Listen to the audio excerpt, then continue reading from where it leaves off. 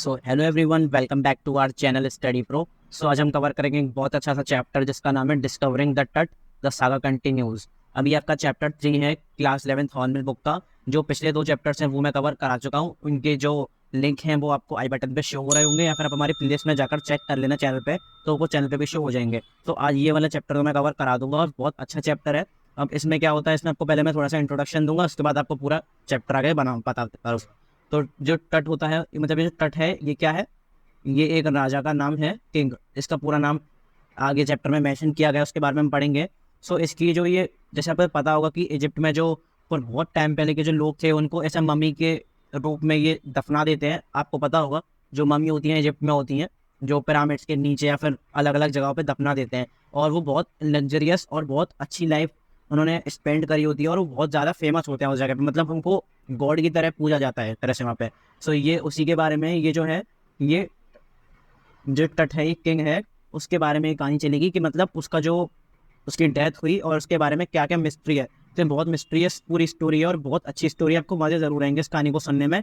और ये कहानी अभी तो असली है कि मतलब ये सिर्फ स्टोरी है, फैंटेसी बेस्ड स्टोरी है, लेकिन ये जैसी भी कहानी है बहुत अच्छी कहानी है। अब सागा का मतलब है स्टोरी, सागा का मतलब होता है स्टोरी।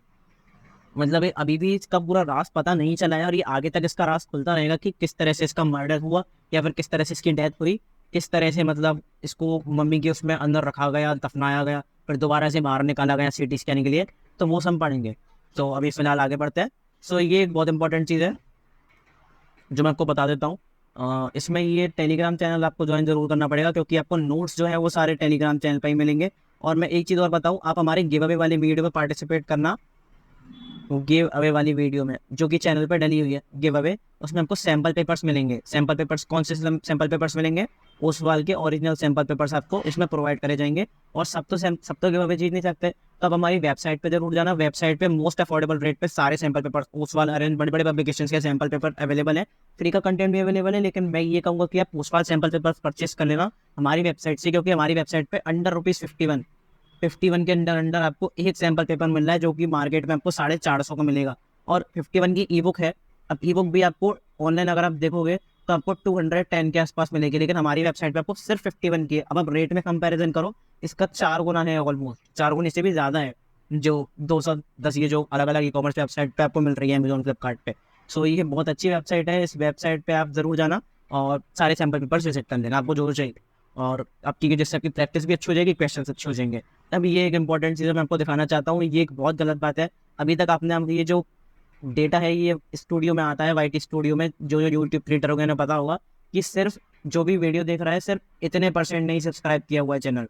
समझ रहे हो आप? जैसे पिछली वीडियो पे 1 के व्यूज़ थे, 1.5 के व्यूज़, एक वीडियो इस पर 20 के व्यूज़ भी हैं जो कि इकोनॉमिक्स की वीडियो इस पर 20 के व्यूज़ है, लेकिन सिर्फ सब्सक्राइब सिर्फ 16% ने करा हुआ है, और जो अनसब्सक्राइब है वो 83%, 83.1% ऑलमोस्ट ने करा हुआ है।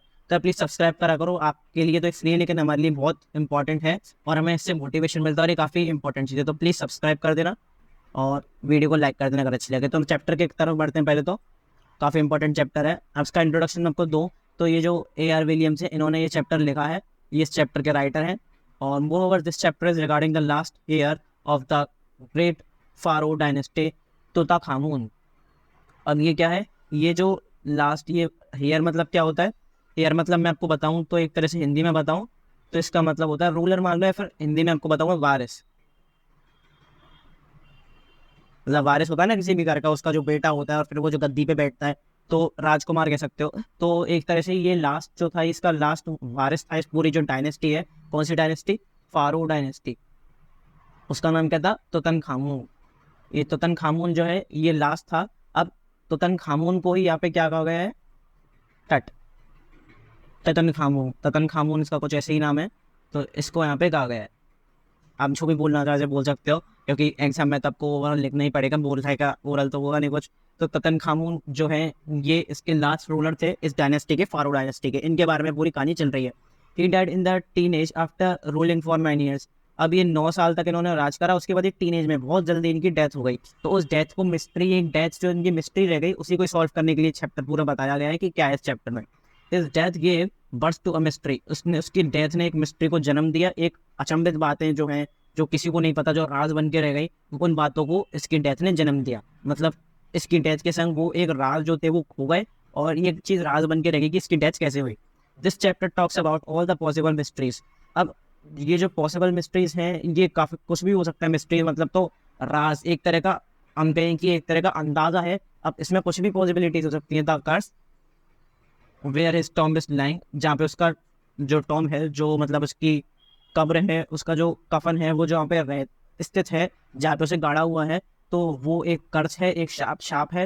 हिज होल लाइफ, उसकी पूरी जिंदगी, एंड फाइनली हिज डेथ, और फाइनली उसकी death. Discovering Tut the saga continues, summary will give you all the facts and information about the death of टट। अभी जो टट की जो किंग टट जो थे, उनकी जो डेथ हुई थी, उसके बारे में ये चैप्टर है पूरा। ये टट है और ये उनकी मम्मी। ओके, मतलब मम्मी, मदर नहीं, जो मम्मी है, जो मतलब उनको दफनाया था कब्र में, जो कि कफन में दफनाया था उनको, उसके बारे में ये। सो अब यहाँ पे कर्स में आपको बता देता हूँ कर्स का मतलब क्या है। यहाँ पे जब इनकी जो मम्मी है, इनको बाहर निकाला गया था, तो इसमें बताया हुआ है कि बहुत ज़्यादा तेज तेज हवाएं चल रही थी, और वो रेगिस्तान का इलाका था, तो उस जगह पे सैंडी स्टॉर्म्स थे, और बहुत ज़्यादा रेतीली हवाएं, रेतीले तूफान थे, और बहुत मौसम अचानक बिल्कुल जैसे उन्हें मिलाया तभी मौसम खराब हो गया। तो लोग तो जो थे वो यही बातें कर रहे थे कि इनको निकालना बाहर, इनको मतलब ये रेस्टिंग इन पीस, इसका मतलब होता है ये जो मम्मी होती है इनको कहते हैं रेस्टिंग इन पीस, कि वो अभी आराम कर रहे हैं। उनको अगर आप जगाओगे या फिर उनको परेशान करोगे उनकी जगह से, तो वो आपको शाप देंगे, या फिर आपके संग कुछ अच्छा नहीं होगा, आपके संग काफ़ी बुरा हो सकता है, तो ऐसा कहा जाता है। तो लोग तो यही कह रहे थे कि जो तूफान आ रहे थे, बड़े बड़े रेतीले तूफान, सैंडी स्टॉर्म्स आ रहे थे, मौसम अचानक खराब हो गया था, तो वो यही कह रहे थे कि ये सिर्फ इसी की वजह से है कि लोगों ने और जो साइंटिस्ट हैं उन्होंने इसकी खोजबीन चालू कर दी है, इनको परेशान करना शुरू कर दिया है, इसलिए ये सब मौसम बिगड़ गया है और ये तूफान वगैरह आ गए हैं। अब इसकी समरी जो है वो हम पढ़ते हैं, काफ़ी ज़्यादा इंपॉर्टेंट समरी है। Tutankhamun Tutankhamun was the last leader of the great pharaoh dynasty. Pharaoh dynasty के लास्ट लीडर कौन थे? तुतनखामुन, जो कि है किंग टट, जो कि शॉर्ट में लिखा हुआ है किंग टट। He was young when he died. अब वो काफ़ी ज़्यादा यंग थे जब उनकी डेथ हो गई थी। According to some people the death was a murder. अब कुछ पीपल, जब उनकी जो डेथ थी वो मिस्ट्री बन के रह गई, राज बन के रह गई, तो लोगों ने अपने अपने अंदाज़ा लगाना शुरू करा। तो कई लोग कहते थे कि क्या पता उनका मर्डर कर दिया हो, किसी ने उन्हें मार दिया हो। In the year 1922 his tomb was expose by Howard Carter. अब जब उनकी डेथ हुई ना, तो उसकी डेथ के बाद पहली बार जिसने टॉम ने, अब ये जो कहानी है ये एक्चुअली फ्लैशबैक में चली गई, जैसे एक आप देखते हो कि पिक्चर वगैरह फ्लैशबैक में चलती है। अभी जो कहानी प्रेजेंट में थे 2005 या फिर 2009 की है, जब इनका सीटी स्कैन हो रहा है, मतलब एडवांस टेक्नोलॉजी है। लेकिन वो लोग बता रहे हैं कि सबसे पहले मतलब ये जो एक जर्नलिस्ट है 2005 या 2009, ये एग्जैक्ट मुझे ईयर याद नहीं है, 2009 है, तो उसमें इनका सीटी स्कैन चल रहा है। तो एक जर्नलिस्ट कहता है कि ये जो सब हुआ है ये एक उस आदमी की वजह से हुआ है जिसने 1922 में स्टॉर्म को पहली बार हिलाया था, या फिर स्टॉर्म पे पहली बार रिसर्च करी थी, उसने बहुत खराब कर दिया स्टॉर्म को। तो फिर अभी फ्लैशबैक में चल रही है कि 1922 में क्या हुआ। 1922 में हॉवर्ड कार्टर जो थे, ये जो एक आर्कियोलॉजिस्ट थे जो कि रिसर्च करते थे, इन्होंने क्या करा था, इस टॉम को पहली बार एक्सपोज करा था। इस कहानी में ये भी बताएंगे किस तरह से एक्सपोज करा था।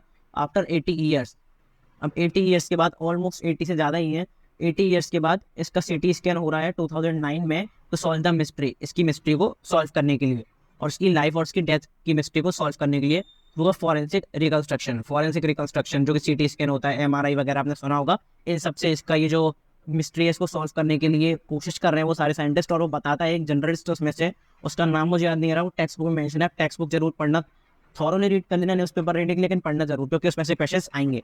सो ये तो आप ये समझ के रखो कि आपको कहानी समझ में आ जाएगी कि क्या है, तो आपको टेक्स्ट बुक पढ़ने में भी मजा आएगा, क्योंकि ऐसे डायरेक्ट टेक्स्ट बुक पढ़ोगे तो बहुत बोरिंग हो जाएगा, इसलिए मैं कोई पूरी कहानी सुनाता हूँ।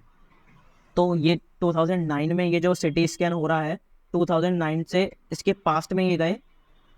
ये तो करंट का टाइम है, लेकिन इसके पास्ट में ये जब गए तब इन्हें पता चला कि मतलब पास्ट का एक आदमी है वो बता रहा है कि पास्ट में क्या क्या हुआ। 1922 में हॉवर्ड कार्टर ने उनकी जो टॉम थी उसको मतलब थोड़ा सा तोड़ दिया या खराब कर दिया, तो जिससे कि ये दिक्कतें हो रही हैं उनको रिसर्च करने में भी। और ये जो कर्ज है, जो ये कर्ज वाली बातें हैं कि इनको शाप मिला है या फिर कुछ दुर्घटना हो सकती है, अच्छा नहीं हो रहा, तो वो सब बातें इसी से जुड़ी हुई हैं हॉवर्ड कार्टर से, कि हॉवर्ड कार्टर ने थोड़ा गलत कर दिया इनके साथ। अब बताते हैं किस तरह से गलत करा। अब पहले हम इनका ये जो बैकग्राउंड है इसके बारे में पढ़ते हैं। बैकग्राउंड में भी बताया हुआ है इनका क्या बैकग्राउंड है। इस ग्रैंडफादर, जो कि ग्रैंडफादर का नाम क्या था, एक मिनट, एमेंटो हैप थ्री इनके ग्रैंडफादर थे, जो कि बहुत पावरफुल फारो लीडर थे, रूलर थे वो जो फारो रूलर होते हैं, मतलब जो फारो डायनेस्टी थे ना, इनके बहुत पावरफुल रूलर थे। MNO tap 3 MNO tap 3 over a period of 40 years, उन्होंने 40 साल तक राज करा, काफी लंबा शासन करा उन्होंने। मोर ओवर हिज सन, उसके बाद जो उनके जो बेटे थे एमेंटो हैप 4 एमेंटो हैप हेमेन होटेप 4, जो कि इनके बेटे थे, उन्होंने काफी सक्सेस मिली उन्हें अपने, उन्होंने जब राज करा, क्योंकि उन्होंने एक बहुत अलग सा पीरियड जब शिफ्ट कर रहा था इजिप्ट पूरा मॉडर्नाइजेशन की तरफ, तब उन्हें मतलब काफी सारी चीजें उन्होंने बहुत अच्छी तरीके से उन्हें राज माना जाता है कि उन्होंने बहुत अच्छा राज करा। अब उन्होंने इनिशिएट करा था क्या, स्ट्रेंजेस्ट पीरियड, मतलब अलग सा कुछ पीरियड की जब स्ट्रेंज था, स्ट्रेंजेस्ट मतलब स्ट्रेंज, एक अचंभित वाली बात है, तो तब उन्होंने उस टाइम पर राज करा था, तो उन्हें काफी ज्यादा अच्छा रूलर माना जाता है हिस्ट्री ऑफ इजिप्ट में। The name change to Akhenaten. अभी जो इन पहले एमेनहोटेप 3 थे, उनके बेटे, उन्होंने 40 साल राज करा। एमेनहोटेप 4 ने बहुत अच्छी तरीके से राज करा, जिनका नाम बदलकर क्या कर दिया गया, Akhenaten, which means servant of Athens, Athens के सर्वेंट। अथेन, अब मैंने देखा तो अथेन मैंने देखा भी कि नेट पे क्या होता है अथेन। अथेन मतलब उसमें लिख रहा था कि ग्रीस की सबसे बड़ी कैपिटल सिटी, मतलब ग्रीस की कैपिटल सिटी और सबसे लार्जेस्ट सिटी को अथेन कहते हैं। तो ये उसके ही सर्वेंट एक तरह से रहे हैं और बहुत अच्छा तरीके से उन्होंने रूल करा। He change the religious capital from Thebes. और उन्होंने रिलीजियस कैपिटल, धार्मिक जो कैपिटल थी उनकी थेबेस, उससे उन्होंने अमरना पे शिफ्ट कर दिया, मतलब थेबेस को बदलकर उन्होंने अमरना रख दिया उसका नाम वगैरह, फिर चेंज कर दिया उस पूरी सिटी को, उस कैपिटल को। लेटर ही अटैक्ड अमून। अब उन्होंने बाद में अमून पर भी अटैक कर दिया। अमून कौन, एक गॉड थे, गॉड फादर कह सकते हो, या फिर मतलब एक तरह से वही थे, वो मांगे भगवान थे, जिन्होंने मतलब जिस पर क्या हुआ, ये जो अखेनातेन थे, मतलब ये वाले रूलर थे अखेनातेन, इन्होंने अमून पर अटैक कर दिया, जो कि एक गॉड थे। अब गॉड असली में तो भगवान हो नहीं सकते, लेकिन वो एक गॉड फादर या मान लो गॉड फिगर थे। रूल हिज इमेजेस, उनको उन पे अटैक कर दिया, उनकी सारी जो तस्वीरें थी, उनका जो पूरा साम्राज्य था वो मिटा दिया, और उनके नाम के जो मंदिर थे वो सब उन्होंने तोड़ दिए। Another mysterious ruler thrived him who died very soon. अब जो बाद में जो रूलर आया उसने अखेनातेन को रिप्लेस करा, जो कि बहुत जल्दी मर गया। अब वो किसकी कहानी है, वो कहानी है तट की, तुतनखामुन जो है वो उन्हीं के बारे में बता रहे हैं कि तुतनखामुन ने काफी पावरफुल लीडर थे, उन्होंने काफी अच्छे से राज करा और 9 साल तक उन्होंने राज करा, लेकिन वो जल्दी मर गए। कब मर गए वो अपने टीनेज के समय पे ही मर गए, उनकी डेथ हो गई। सो ये काफी इंटरेस्टिंग स्टोरी है। अभी स्टोरी शुरू हो रही है कि किस तरह से वो बताते हैं। एक minute. When Tut's mummified body was found. अब टट की जो ममीफाइड बॉडी, ये आपने देखा होगा, ऐसे ये ममीफाइड बॉडी है, ये पूरा जो ये केस है एक तरह से इसको हम कह सकते हैं, ये पूरा इसमें अंदर तक, अंदर इसकी मम्मी प्रेजेंट है। ये जो ममीफाइड बॉडी है ये प्रेजेंट है इसमें। Body was found, he had lots of gold and wealth. अब जब उसकी ममीफाइड बॉडी मिली तो उसमें बहुत ज़्यादा गोल्ड था और बहुत ज़्यादा वेल्थ, मतलब बहुत ज़्यादा पैसे, हीरे जवाहरात, ज्वेलरी, गोल्ड, ये सब उसके ऊपर बहुत ज़्यादा लगा हुआ था, मतलब उसके संग रखा हुआ था जब उसे गाड़ा था उसकी टॉम्ब में। तो ये जो कहानी है ना, ये तब की चल रही है जब कार्टर ने, ये देखो ये रहा, ये कहाँ पे था, यहाँ पे, जब हॉवर्ड कार्टर ने जब रिसर्च करी थी उसके बारे में कहानी चल रही कि हॉवर्ड कार्टर को क्या क्या मिला, बहुत ज्यादा उसके ऊपर हीरे जवाहरात, गोल्ड वगैरह ये सब था उसकी ममीफाइड बॉडी के संग। Carter got him after so many years. Carter ने उसे काफी टाइम के बाद पूरी रिसर्च करके फटाफट से ढूंढ निकाला था। After conducting the research on the treasures पर सर्च करने के बाद ही plan to examine his 3 nested boxes. अब एक पूरा ऐसे प्लान करने के बाद और रिसर्च करने के बाद क्या मिला कि ये जो बॉडी है ना, ये पूरी, ये 3 नेस्टेड बॉक्सेस, मतलब इसके ऊपर 3 लेयर्स हैं, ऐसी 3 लेयर्स, और फिर उसके अंदर ये बॉडी प्रेजेंट है। मतलब ये एक अलग लेयर होगी, कपड़े की लेयर होगी, फिर एक ये आयरन कोटेड लेयर है जिसपे गोल्ड लगा हुआ है, फिर एक प्योर गोल्ड की टॉम है, और उसके ऊपर ये जो उसके अंदर जो है मम्मी है जिसपे वो कपड़ा खनपटा रहता है, आपने देखा होगा ऐसा कपड़ा खनपटा होता है। तो इस तरह से ये पूरा बता रहे हैं कि 3 लेयर कोटिंग थी उसकी मम्मी पर, मतलब जो टॉम था उस पर। Many parts of the treasure in the Tom were already misplaced. अब जो ट्रेजर में जो, मतलब सॉरी, जो उसके अंदर जो पार्ट्स थे वो काफी ज्यादा मिसप्लेस्ड थे, मतलब इधर उधर हिले हुए थे, क्योंकि काफी टाइम हो गया था और उसे जब गाड़ा था तो उसके ऊपर मिट्टी वगैरह भी डाली होगी, पूरा अंदर तक दफनाया था उसे, तो वो थोड़ा मिसप्लेस हो गया था उस जगह से। Storm was found rock cut. अब वो बिल्कुल अंदर तक जमीन तक थी, कितना कितना नीचे थी, 26 feet, 26 feet under the ground, ground के 26 फीट नीचे तक वो दफनाई गई थी वो जो टोम्ब थी। Which also had some wall paintings. जिसकी टोम पे वॉल पेंटिंग्स भी थी, मतलब उसकी जो ये पूरा बक्सा था, इसकी ये तो टोम है। अब इसके अराउंड जो बॉक्स था उस पे, इसके अराउंड जो बॉक्स था उसके ऊपर एक बहुत सारी अच्छी अच्छी पेंटिंग्स थी, पेंटिंग्स वगैरह, जो कि वो आपने देखा होगा कि अलग अलग पेंटिंग्स होती हैं, स्कल्पचर्स, पेंटिंग्स, ये सब चीज़ें होती हैं।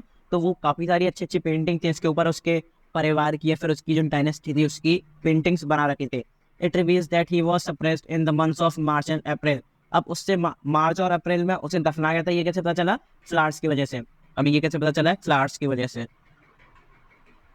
क्योंकि जो उस टाइम जो इसकी बॉडी पर, इसके टॉम पर जो फ्लावर्स थे वो ज़्यादातर लोटस वगैरह थे, और भी काफ़ी सारे फ्लावर्स थे जो कि कब मिलते हैं? मार्च और अप्रैल के महीने में मिलते हैं। तो ये समझ में आया इससे कि मार्च और अप्रैल में ही इसे, जो इसकी टॉम है किंग टट की, इसको दफनाया गया था। तो इससे ये पता चलता है। वन ऑफ द कफन पुट कार्टर इनटू ट्रबल। अब जो 3 लेयर्स थी उनमें से एक कफन ने कार्टर को मुसीबत में डाल दिया।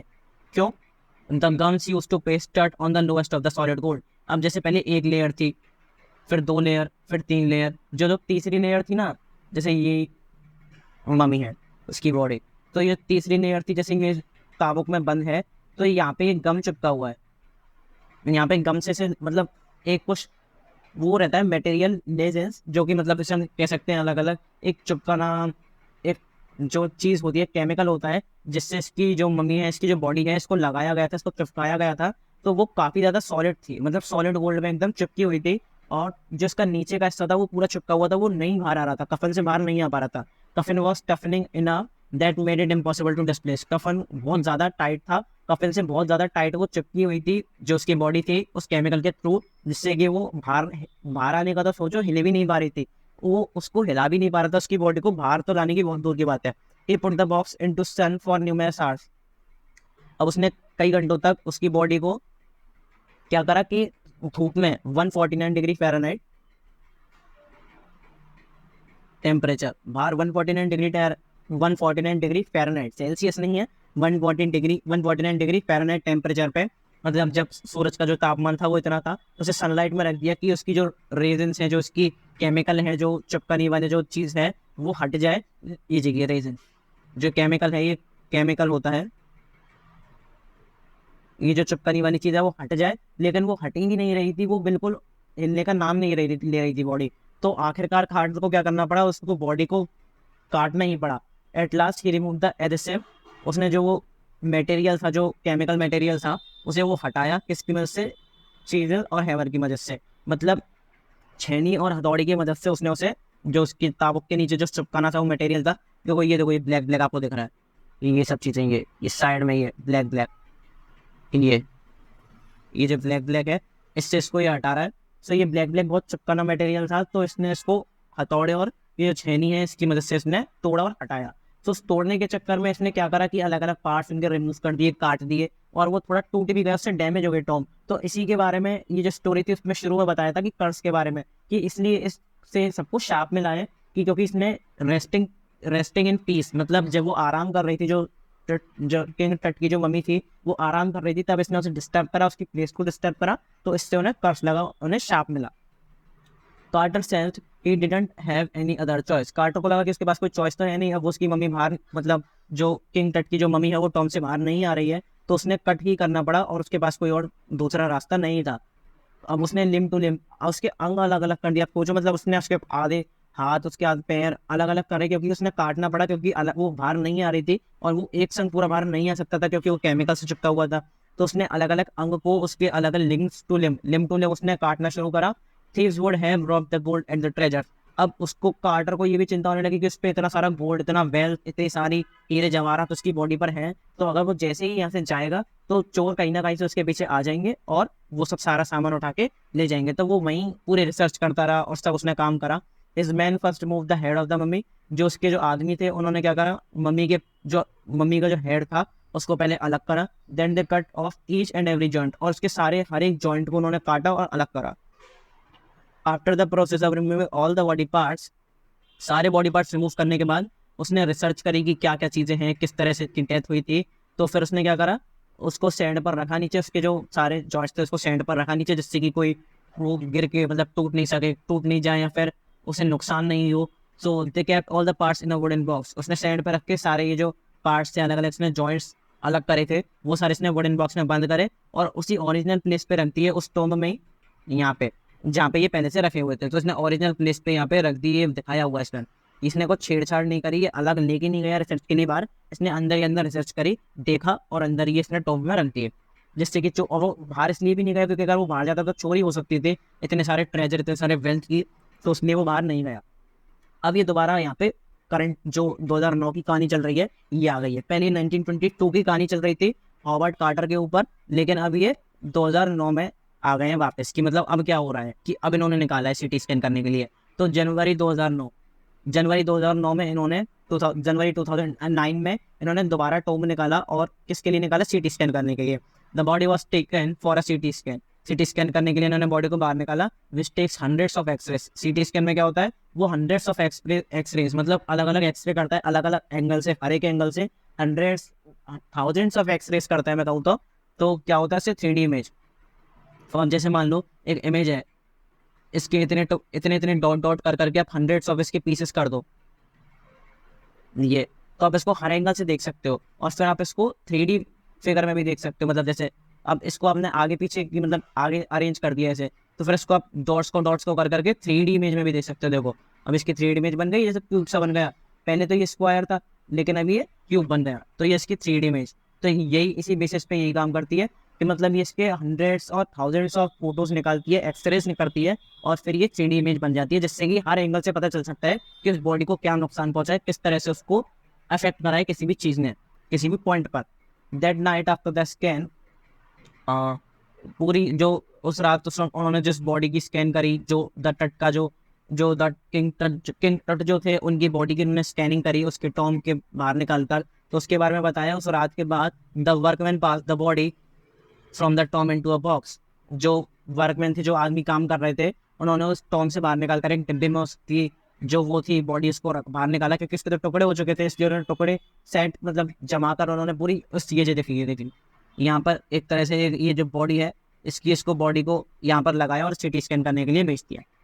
हाँ, they went through the ramp. अब वो एक रैम्प के थ्रू उसकी बॉडी को बाहर लेकर गए और स्टेयर्स पे गए and lifted the body on a hydraulic trailer. अब हाइड्रोलिक ट्रेलर पर जो ऊपर मशीन जाती है, जैसे ये ऊपर जाने के लिए जो मशीन जाती है, जैसे ही उसने उस ट्रेलर पर उसकी बॉडी को रखा, दैट वाज होल्डिंग स्कैनर, जो कि स्कैनर होल्डिंग करे हुआ था hydraulic trailer, the scanner suddenly stopped working. Scanner अचानक से बंद हो गया and the process of the CT scan stop, और जो प्रोसेस थी सीटी स्कैन की स्टॉप्ड हो गया। फिर यहाँ पे लोग कहने लग गए कि ये शाप है, क्योंकि आप बॉडी को परेशान कर रहे हो, उसकी मम्मी को परेशान कर रहे हो, जो उसकी किंग टट की जो मम्मी है, जो कि रेस्टिंग इन पीस, जो कि आराम कर रही है, अभी शांत है, उसको आप जगा रहे हो, परेशान कर रहे हो, तो ये आपके लिए अच्छी बात नहीं है। इसलिए ये सब हो रहा है कि वेदर खराब है, सैंडी स्टॉर्म्स आ रहे हैं, ये सब हो रहा है, तो उसके बारे में बात चलती है इस कहानी में असली में।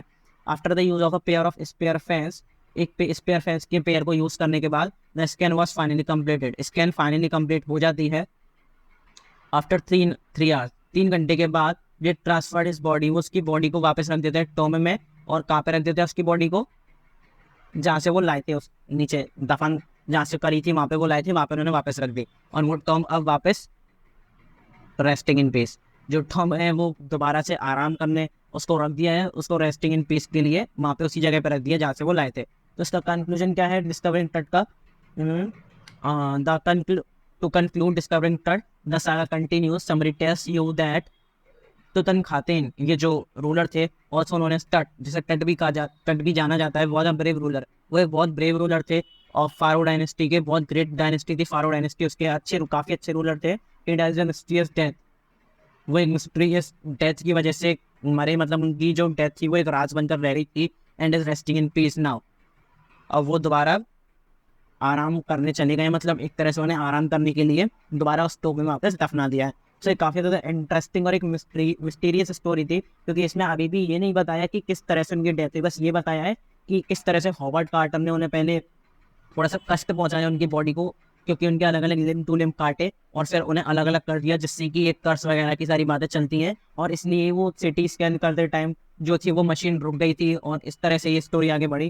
तो ये काफ़ी ज़्यादा अच्छी स्टोरी थी। सो अब मैं आपको फटाफट से एक चीज़ बताता हूँ, आपके बहुत इंपॉर्टेंट आएगी, वो बहुत अच्छे से काम आएगी। सो ये बहुत इंपॉर्टेंट चीज़ है, क्योंकि सैम्पल पेपर्स के बारे में मैं आपको बता देता हूँ, क्योंकि क्वेश्चन प्रैक्टिस तो मैं भी कराऊंगा लेकिन सैम्पल पेपर्स आपको पास से लेने पड़ेंगे। सैम्पल पेपर्स या तो आप मार्केट से ले लो, मार्केट पे आपको 450 अराउंड की एक बुक मिलेगी। ई कॉमर्स वेबसाइट से लोगे, अमेजोन वगैरह से, तो आपको 210 की एक ई बुक मिलेगी, लेकिन हमारी वेबसाइट पे आपको सिर्फ मिलेगी ₹51 के। और वहाँ पे बहुत सारे ऑफर्स भी अवेलेबल हैं। मैं आपको बताता हूँ, वहाँ पे 58 प्राइस है, 58.5 करके कुछ प्राइस है, लेकिन ऑफर्स लगाओगे तो आपको प्राइस बहुत अच्छा खासा डिस्काउंट मिलेगा, क्योंकि अगर आपका जो टोटल है वो 200 से कम है, अगर आपका जो टोटल है वो 200 से कम है, तो आप लगाना study pro 15, study pro 15 code. और अगर आपका जो टोटल है वो 200 से ज़्यादा है, तो आप लगाना गेट 40 ऑफ। ये सब कैपिटल में ही लगाना है आपको, गेट, एक मिनट, गेट 40 ऑफ। ये आपको कोड लगाने हैं। ये ऑफर के जो कोड्स हैं, ये प्रोमो कोड हैं, दोनों प्रोमो कोड ये आपको लगाने हैं जब भी आप सैम्पल पेपर परचेस करो। मैं तो यही कहूँगा कि आप अभी कर लो, क्योंकि पेपर के टाइम पे प्राइजेस हाई हो सकते हैं, सो आपका बिल्कुल भी लॉस नहीं हो, इसलिए मैं तो यही कहूँगा कि आप अभी परचेस कर लो। लेकिन यार इस पर ज़रूर ध्यान देना, क्योंकि आप वीडियो देखते हो, आपको अच्छी लगती है, तो आपको सब्सक्राइब भी करना चाहिए चैनल, क्योंकि देखिए सिर्फ कितनों ने करा है सब्सक्राइब, 16.1 ने सब्सक्राइब करा है और 83.1 ने अभी भी सब्सक्राइब नहीं करा है। मतलब वो बिना सब्सक्राइब करे ये वीडियो देख रहे हैं और पढ़ के चले जाते हैं। और कोई वीडियो अच्छी लगती है तो यार लाइक करा करो, चैनल को सब्सक्राइब करा करो। सो अभी आप इस वीडियो को लाइक करो, अपने दोस्तों के साथ शेयर करो और चैनल को भी सब्सक्राइब कर देना, और ये वेबसाइट को जाकर जरूर देखना सैम्पल पेपर्स के लिए। So thank you very much.